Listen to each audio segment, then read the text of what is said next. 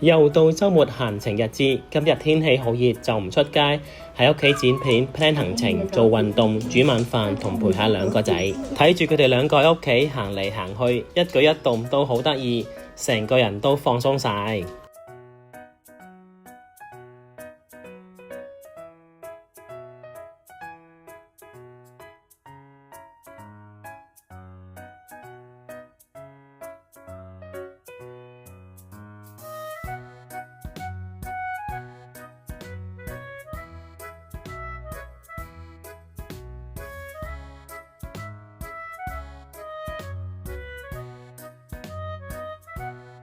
天口咁熱，想食清清地有菜有肉有湯嘅餸，我就諗起呢一道白菜豬肉千層鍋。佢材料簡單，煮法都好簡單，大家得閒都可以喺屋企自己試下整。